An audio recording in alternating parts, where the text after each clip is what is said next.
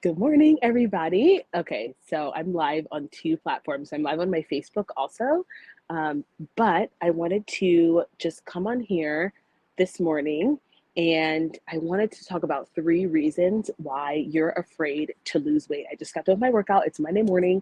I've got clients here in about an hour. Um, but I want to talk about this because this is one of the things that people subconsciously, you know, they don't realize that this is why they keep self-sabotaging. And this has come up with so many clients. This even came up with myself. So I was like, you know what?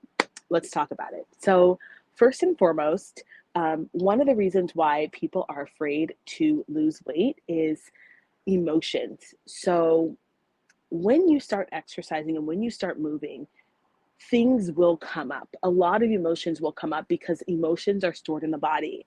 And people who have eating, who are excessive or compulsive eaters, or even people who control their food, so the people who are orthorexic, people who struggle with, you know, some disordered eating, they will also experience this. And this is just an onslaught of emotions that were typically suppressed by food.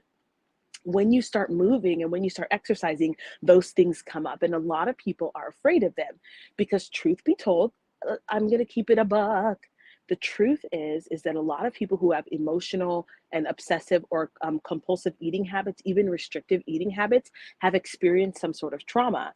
And they use the control of food or the eating of food to cover it up. And when you start getting fit and start exercising, all this stuff comes up and it's scary. Can I just tell you, it's scary. It's scary to feel all feelings from 20, 30 years ago, 15 years ago. It is scary. And so a lot of people will subconsciously self sabotage because they don't want to go there. Okay.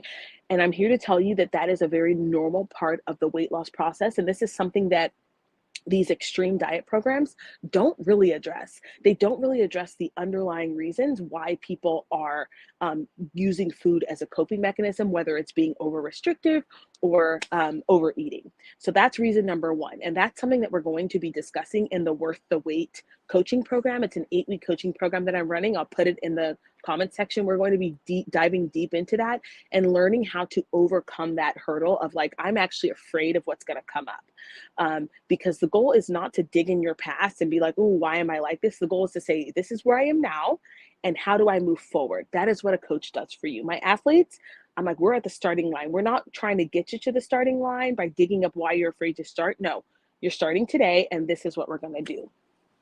Reason number two is people know, for a lot of people, where their weight or their food issues have become their entire life, what people are afraid of what will happen if that's no longer a thing, right? If your weight is no longer this thing that you have to control or worry about, what will your struggle be? What will you spend your time doing? And more importantly, what will you have to do now that you're not overweight? Because let's be honest, for a lot of people who are like, oh, let's say when I was in my super restrictive eating stages, I would avoid certain activities and certain things with friends, and and it would be subconsciously because of my food choices, or because I didn't want to deal with certain things.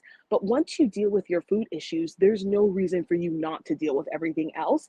And so it's almost like this call to be a better version of yourself, and that it's scary. It's scary. Okay. It is scary to become a better version of yourself. It's scary to actually face yourself and do something differently. So that's number two, is that people are afraid of what they will have to do when they're not overweight. And they're also afraid, bonus, of who they are outside of their identity as being a bigger person, right? Or outside of their identity of being a super fit person. Who am I now? Will people like me? Am I going to be likable? Are people going to expect more from me now that I'm not this old person that they were used to dealing with? And that's scary. It is scary. Number three, and this one is probably the most politically incorrect of them all, but I don't care because we keep it a buck on this channel. A lot of people are addicted to suffering, and we live in a society where victimhood is of the highest order. So we are in this place in society where if you have a struggle or you have an issue, or if you're Black, if you're disabled, if you have a mental health disorder, you are praised for being this, oh, you overcame, oh my goodness. And it's one of the phenomenons of why, like, fit people don't get as many like likes on Instagram and YouTube, because people love a good underdog story. And so we now strive to be underdogs. We strive to be a victim. And we become addicted to the high and addicted to the praise that comes with that victimhood. And when you're an overweight person, or you're someone who struggles with controlling your eating and trying to, or someone who's over restrictive, that is your victimhood, right? That is your, oh my gosh, people pity you, low key, right? They pity you. And so um, subconsciously, a lot of us are addicted to this pity, and we're addicted to the suffering that comes with that struggle. And we have to be ready to release that in order to change our lives. And again, this is something, and these are all things that we're going to be discussing in Worth the Wait. It's like, I'm just so sick. I'm sick of y'all. I'm sick of y'all. I'm sick of myself. I'm sick of us pretending like there's not more to weight loss than just like eating healthy and discipline, because there is. And this is why I created the Worth the Wait challenge, because I'm like, if it was that easy, people would just get up, eat and exercise, eat well and exercise. But it's more than that. There are subconscious things that are trying to grab a hold of you and keep you stuck. And this is where a good, healthy coach comes in, and having a community. And so in the Worth the Wait challenge, we're going to be talking about all of these three reasons that I just discussed.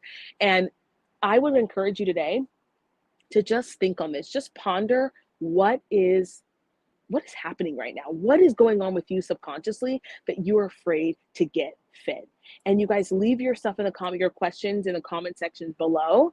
And if you're interested in joining the Worth the Wait challenge, I'm going to go ahead and leave the link in the comment section. We start on January 23rd, 2023, and I cannot wait to help you guys have the breakthroughs that my other clients have had, because you are worth the wait.